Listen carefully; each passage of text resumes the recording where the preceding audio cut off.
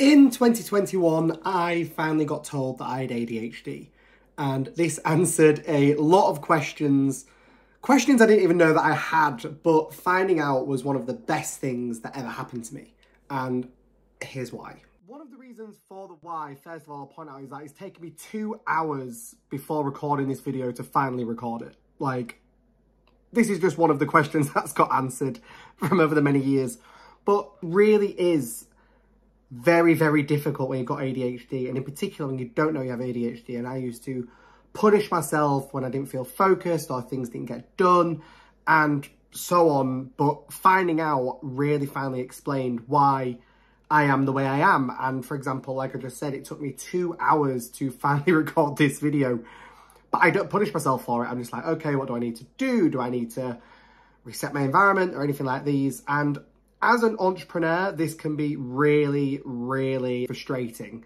is the only way I can put it. When you know you need to crack on and get things done, but you can, and you can't help it, you can't get in that zone. But some of the things that I've actually developed over the last year, 2 years in particular, is finally putting things in place and working with my ADHD to actually figure it out. And I wanted to share some of them things with you on how I've been able to do it, whether it helps you out or someone you know out, or you're just going to find this interesting in general. But before we dive into it, please like, subscribe, click the button down below. And yeah, let's just dive straight into it. Why not? Okay, one of the first things for me when it comes to working with my ADHD and being in business is really establishing a structure and routine. And I've talked a lot about this on my content over the last few months, and literally sorting myself out into that structure and routine, and starting with a morning routine, an evening routine, an end of day routine for when I finish work. Literally, I have a checklist where I just go down this stuff, and really developing that has been really, really important for me. And I know when I'm not going by that, or if I fall out of my routine and my structure, I'm just a mess. Like, nothing gets done. I'm an absolute chaotic mess. And one of the big things, I live in Manchester now, and I only moved here 7 months ago. And for the first 6 months, I just felt like I couldn't get into a routine. I was just completely out of it. And I don't know what happened in like the Christmas of 2022 going into the new year of 2023. It's like something just dropped and I finally fell into this routine again, back into the gym again, just all these things. Literally to the point of I'm like, I need to go to the gym today because it's part of my routine. Even if I don't work out, I need to go to the sauna and the steam room, and it really keeps me regimented. But when I say I've got these routines, I don't have to live and breathe them as well, which is something I kind of want to throw in there. Like, they don't make me, they just help keep me structured in an ADHD environment. So when I go back to my hometown, I really notice how much it throws my routine, to the point now I've had to buy specific like wash bags so I can set up a routine when I get there and things. Otherwise, I'm just completely out of it. And then when I come back home, it takes me, I'm not even joking, maybe a week to get back into my normal routine again, just because I've completely fallen out of it when I go to another place, and it's so difficult. But that's one of the first things, especially with business. So, you know, I set my desk, I have a first thing as soon as I come to my desk that I do. I have a checklist for what I have to do when I start my day. Throughout the day, getting things done, it's still really difficult, but I try and get as much done as I can. These will tie into some of the later points as well, which is why I wanted to start with this. Also really big, which is a recent thing of mine, is an end of day routine, which is really, really important to me, to make sure that I wrap up correctly for the day, because otherwise things play in my mind. I'll maybe start taking notes on things and I just don't really feel like I've kind of tied the day up. And then an evening routine, getting me ready for bed. This is the one I'm probably the worst at, if I'm really honest, just because obviously if you've got social events or things like this, it kind of messes it up. It's not really restricted to a time. It's more just what I need to do, but that's the one I really want to get better at. I am working on it literally as of recording this. So yeah, point 1, systems, structures, routine.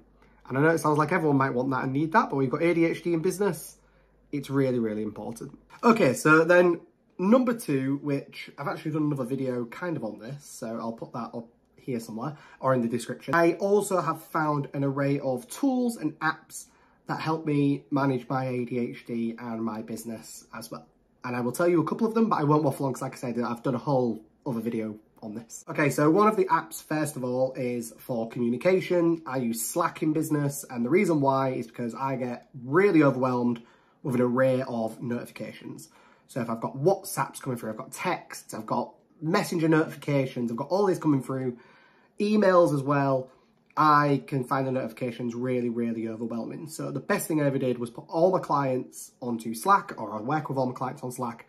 And then that way I can mute everything else, and all the important stuff I get notifications for, which was one of the really good ways for me to manage that. So Slack, and then number 2 is I use Todoist, which is literally a to-do list app. I've got my assistant on there as well. So literally as and when I think of random things, instead of keeping them all cluttered in here, I could put them on there, and my assistant then just goes in and they grab which they can do, and they just designate. And then if they're like, oh, this is the most important one for you, because obviously they've worked for me quite a while. My current assistant is actually an ex-client of mine, so they know what I'm like as a person altogether. That really helps, because even when like I think of the randomest things at the randomest times, especially like as I'm in the shower or stuff like that, I've got the app on my phone, my iPad and my computer. So literally I can just jump on that, just put it in, and then just leave it on there, and it's out my head. And then number 3 for technology kind of app things, these are the top 3, like I say, is just Notion. I've just built a bit of a second brain in Notion, so just I can kind of keep track of everything that I'm doing, who am I working with at the moment. And yeah, the Notion's a really, really good one for like a second brain, which I know Ali Abdal's done a real good video on as well. What you'll notice out of all of them is that they're quite solution based. Like they're literally for me to not feel overwhelmed. I can get everything out of my brain, so I don't feel disorganized or that I'm not getting things to do. For example, doing this video was literally on my to-do list. The notes for this video are on Notion, and to talk to my assistant and the guy who edits this, I message through Slack. It is perfect for me.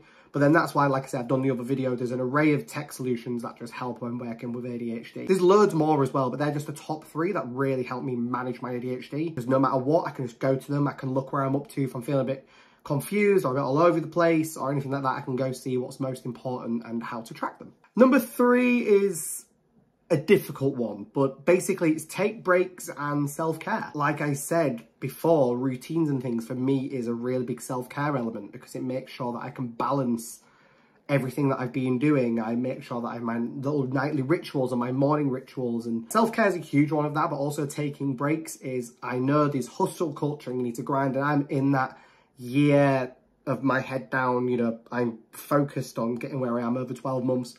But I still need to take breaks, because otherwise I will break. Some of the obvious ways of doing this for me are TV or anything like that. But I try not to get reliant on TV, because I don't want to sit in front of a computer all day and then go and sit in front of a TV all night. Like, I don't really want to do that. I love going on walks, going to the gym. I feel like this is a dating profile. Why do I feel like this is a bloody dating profile? But in particular, I love going to like National Trust sites, like you know, parks, things like that, national parks. And I absolutely love them. And I have done for as long as I can think. But it really is one of the biggest things. Like when I need to get away from my desk, once again, this ties into another one of the points, I will just get up and go for a walk. I literally need to take a break. I need to go for a walk. I need to just break off if I cannot focus, you know.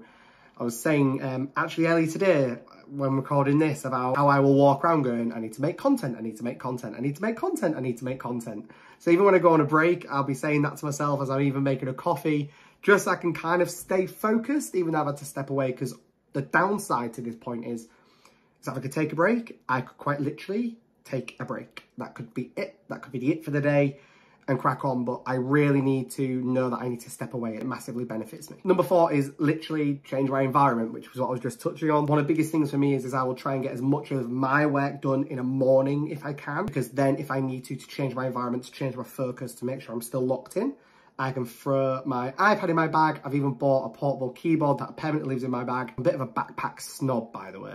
Don't know if you know that. Throw them in my bag and I can literally just go to a coffee shop and work. I love co-working spaces as well. Really find them useful. Bloody notifications, see? Notifications, that's what I mean. But yeah, so then I can literally just crack on, change my environment and move. And it is absolutely amazing and I love it. And the change of environment, like I say, ties into self-care as well by going to like a National Trust site. But my environment for me, like right now where I'm sat, I hate the fact I'm working in my bedroom at the moment. I have my little thing, so you know, I like incense when I'm working, so therefore it's like a bit of a cue mentally that when that incense is burning, I'm working. You know, I have my desk set up in a particular way, so then it's always efficient for me the most ways.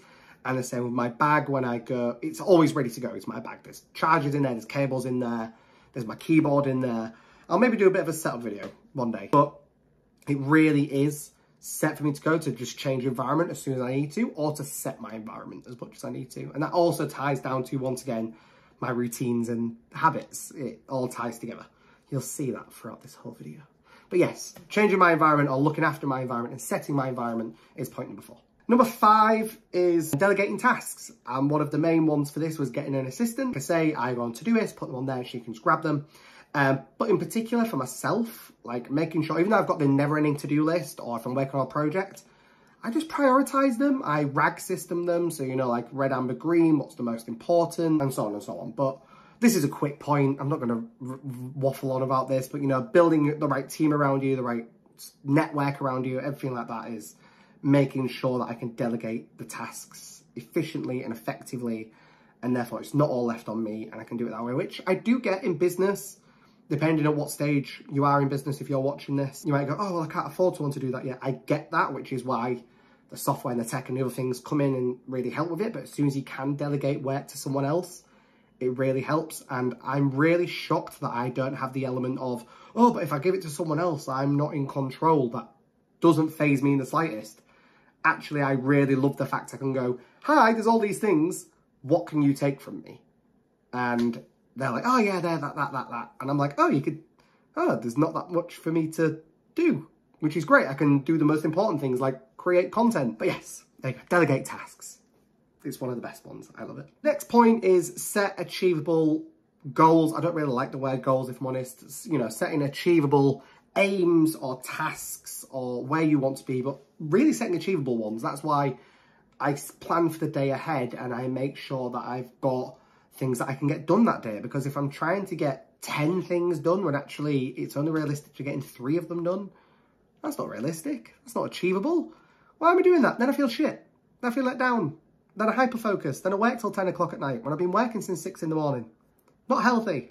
Don't do it. So like, for example, literally, whilst recording this video, my main 2 today is to do this video, and then I'm currently writing an ebook. So they're my 2 big things for today. As long as I do them 2 big things, I'm happy, because this content takes a lot of time. I've got to write it, I've got to write the blog of it, etc, etc. So it's actually quite time consuming doing the 1 video, but it's worth it because I like doing it. But it's only achievable to set them 2 things. And it's similar with work. You know, I've set days for when I work on clients, and on client days, the most achievable thing is to write up the notes, take our points away from it, our actionable points. That's what's achievable on that day, because I'm doing 6 to 8 to 10 video calls in a day, and it's not realistic to try and do all my other shit on that day at the same time I'm doing all that. I get overwhelmed, and I don't want to do it, actually. I'll end up putting it off, and I'll be laying on my bed. Downside to working in your bedroom, don't do it because your bed's next to you. Downside, honestly, is that I'll just lay on my bed, go on my phone, watch YouTube, do whatever, and I feel like shit for it. So, yeah, achievable goals, tasks, aims, whatever you want to call them, is one of the bigger ones for me as well. And my final point is kind of a soppy one, if I'm honest. It's surrounding yourself with the right people. In particular, friends, family, people that understand you, get how you are, knowing you're locked in, knowing you're not, is one of the biggest things for me. And I'm really lucky that over the last few months, I've been really working to get more self-made entrepreneurs around me, people around my own age, you know, in their 20s, early 30s. I've got a lot of older friends in business, and by older, I mean 40 plus. I've got so many of them, but getting some people around my own age that really get it, what it's like to do this in your 20s. And then in particular, when they understand a lot about you having ADHD or focusing on work and things like that. And it really does help, because you can go to them, hi, I really need to focus today. Can you like leave me be, or just let me lock in, like I'll chat to you later. Or, hi, I really need a bit of help. I'm not getting this done. Like, can you just help me out on this? It's one of the biggest things. I could probably really waffle on about this point, but I'm not going to. I really need to surround myself with the best people. And I really feel like I've done that over the last 4 or 5 months. 6 months even. Like, it's been great. I've cut out people that, they're not bad people. I think it is Chris Rock or someone. It's not bad people. They're just not going to where I'm going. And that's fine. It's just, you know, the boosters of a rocket. When the rocket gets to a certain altitude, the boosters fall off. It's literally that. And surrounding myself with the best people has completely got me to where I am today.